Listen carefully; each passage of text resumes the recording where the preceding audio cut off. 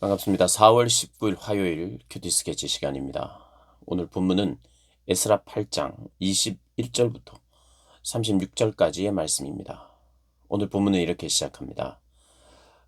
그때에 내가 아하와 강가에서 금식을 선포하고 우리 하나님 앞에서 스스로 겸비하여 우리와 우리 어린아이와 모든 소유를 위하여 평탄한 길을 그에게 간구하였으니 이는 우리가 전에 왕에게 아뢰기를 우리 하나님의 손은 자기를 찾는 모든 자에게 선을 베푸시고 자기를 배반하는 모든 자에게는 권능과 진노를 내리신다 하였으므로 길에서 적군을 막고 우리를 도울 보병과 마병을 왕에게 구하기를 부끄러워하였습니다. 오늘 본문은 에스라와 함께 선별된 사람들, 자원한 사람들이 예루살렘으로 돌아가는 그런 장면인데요. 오늘 그런 돌아가는 그 여정을 잠깐 소개를 합니다. 출발하기 전에 금식 기도를 해요. 금식을 기도를 하면서 우리와 우리 어린 아이와 모든 소유를 위하여 평탄한 길을 간구합니다. 그렇죠. 기도해야죠. 평탄하게 무사히 잘 도착할 수 있도록. 이 여정이 참 깁니다. 한 1500km 정도고 결국 이들은 4개월 만에 이제 도착을 합니다. 기도하는 거 맞죠? 이왕이면 금식함으로 하나님만 신뢰하겠습니다. 이런 고백이 꼭 필요합니다. 그런데 오늘 본문을 보면 왜 그렇게 금식하면서 겸비하면서 기도했는가? 22절에 그 이유는 우리가 전에 왕에게 아뢰기를 왕에게 이렇게 아뢰었다는 거예요.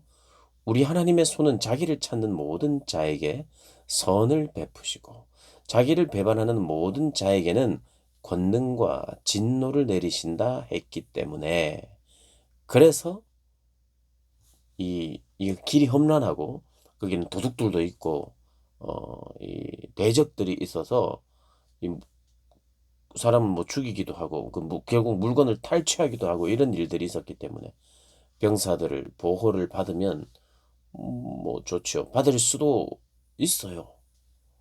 실제로 느헤미야 같은 경우에는 보호를 요청했습니다. 느헤미야 2장에 나오는데요.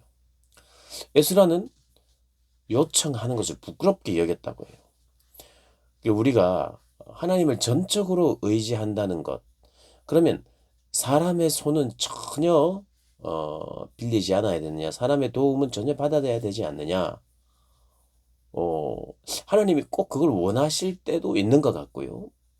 또 그것을 원하지 않고 사람의 도움도 하나님의 그 섭리 안에서 그런 도움을 받을 때도 있죠. 모든 하나님의 역사는 전적으로 사람에게 광고도 안 하고 알리지도 않고 그냥 나 혼자 기도해서 이루어지는 일은 물론 가끔 있습니다. 예를 들어 기도의 사람 조지 뮬러 같은 경우에는 모든 자기의 어떤 재정적인 형편이나 이런 것을 절대 알리지 않는 방식으로 하나님만 의지하는 방식으로 어, 당장에 식사를 못하면 그때 기도하고 고아원의 아이들 먹을 게 없을 때 누군가에게 알려가지고 우리에게 도움이 필요하다 이렇게 해서 후원받는 것이 아니라 전적으로 기도해서 기도의 응답으로 하나님께 이제 그런 필요들을 채웠다는 거예요.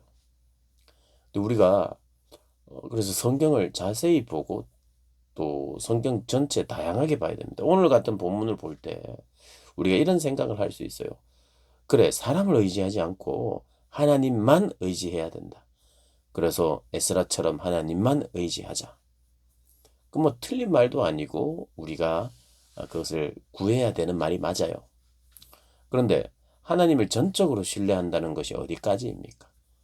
어, 왕에게 내가 예루살렘으로 좀 돌아가야 되겠습니다라고 말하지 않고 기도만 하면 왕이 보내주는가? 우리가 한번 생각해 봐야 되고요. 실제로 이야기를 하고 도움을 요청했기 때문에 내가 가야 되겠다 했기 때문에 허락한 거거든요.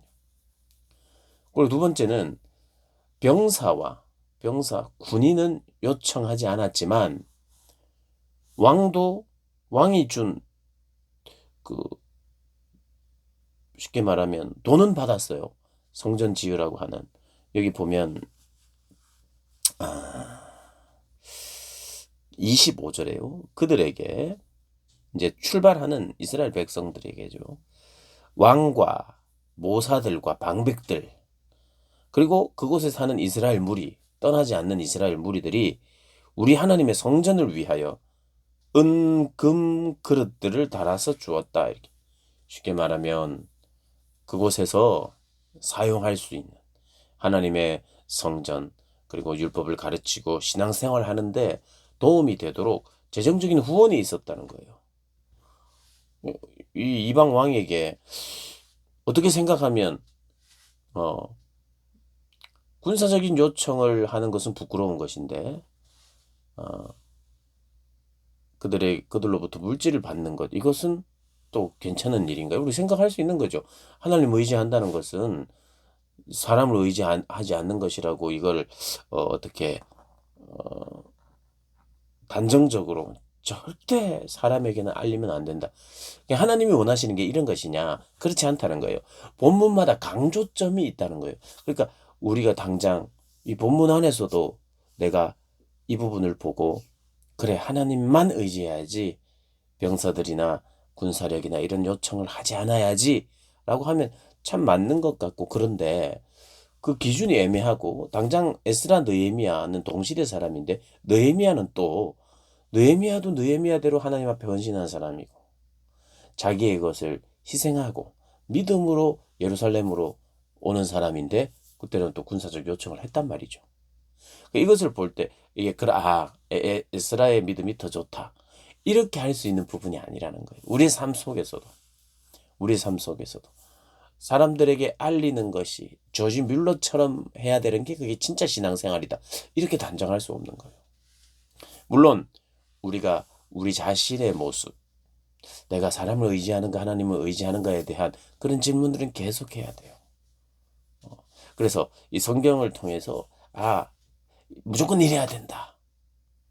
라고 성급하게 결론을 내리고 그렇게 기도하기보다는 성경을 에스라, 느헤미야, 믿음의 사람들을 보면서 좀 다른 모습들이 있구나. 그렇다면 오늘 본문에서는 하나님이 무엇을 이 본문 안에서 내가 알기를 원하는가? 그 본문을 읽으면서 우리가 얻는 수밖에 없어요. 적어도 중요한 것은 나는 나는 한번 한다면 한다. 내 믿음이 이런 거라고 내가 이야기했기 때문에 나는 뭐 남의 도움을 받지 않겠다. 내가 중심이거나 초점이 되어서는 안 돼요. 여기 보면 그가 어, 왕에게 우리를 적군을 막고 우리를 도울 보병과 마병을 구하는 것이 부끄럽다고 느꼈어요. 그 이유는 하나님의 손이 하나님의 강한 손이 도울 수 있는 분이라고 말했기 때문에 뭐 괜히 말했다 이런 게 아니죠. 그런 믿음이 있었고요.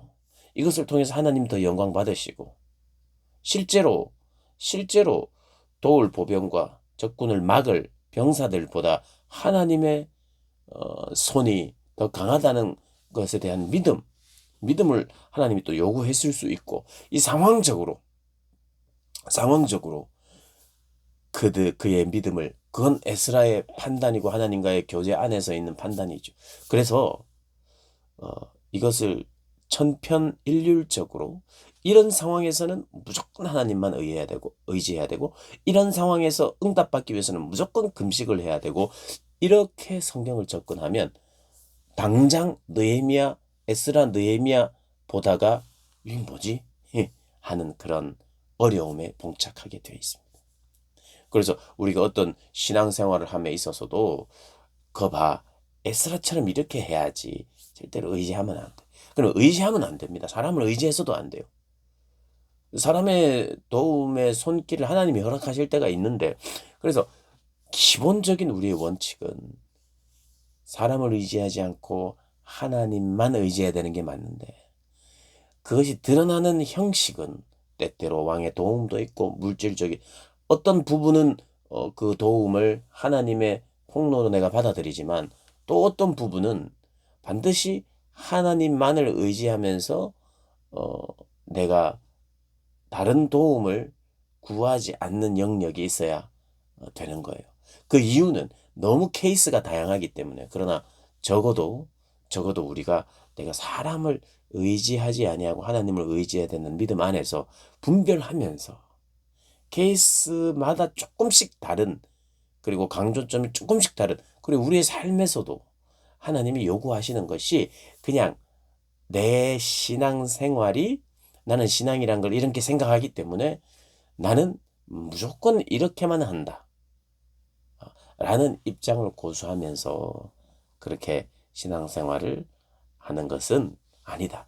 어떤 면에서는 그것이 나의 의를 드러내고 나는 이 정도 믿음 있는 사람이야 라고 하는 의를 드러내는 방식으로 믿음 생활해서는 안 돼요. 좀 설명이 좀 길고 좀 어려울 수 있는데, 혹시 어렵고 잘 이해가 안 되면 성경을 또 묵상하고 생각하고, 또 느헤미야의 상황들, 그리고 오늘 본문 안에서 그 왕에게 돈은 받고 그랬는데 군사적인 도움은 받지 않는 하나님의 뜻은 무엇인가? 하나님의 기준은 무엇인가? 생각하다 보면 다 알 수는 없어요. 그러나 적어도 하나님 기도하게 하시고 금식을 통해서 더 신뢰하게 하셔서 그 4개월간의 그 여정에 가장 하나님의 손이 강하다고 하는 그들의 신앙이 또 경험될 뿐만 아니라, 또 왕에게도, 이 페르시아 왕에게도 그 하나님이 어떤 분이신지에 대한 그런 역사를 증거하고 자랑하고 하나님이 높임 받을 만한 일들을 위해서 기도하고 간구했다. 우리가 평안히 그 길을 가기 위해서는 무조건 이렇게 해야 된다를 말하기보다 그때그때 다르다는 뜻은 아니에요. 기준이 있지만 적어도 오늘 본문이 말하고 싶은, 우리가 그래서 이 본문을 통해서 이 정도까지는 알아라 라고 말하는 이야기는, 왕에게 군사를 요청하는 것은 부끄러움이 되었다. 부끄러움을 감수하고 하나님 앞에 부끄러움이 될 수 있는 거죠. 우리 신앙적 부끄러움이 부끄러움을 감수하고 왕에게 군사를 요청하는 것은 아니다 이 말이죠. 여러분, 늘 하나님의 말씀이 쉽지만은 않습니다. 왜 이렇게 딱 떨어지게 오늘은 나누지 않습니까? 이렇게 설명한다면 그렇게밖에 나눌 수밖에 없기 때문이에요. 우리의 적용이 천편일률적으로, 또 내가 생각하고 내 취향대로 붙잡고 나가고 주장하고 고집 피우는 게 아니라는 거 잘 묵상하고, 왜 그럴까?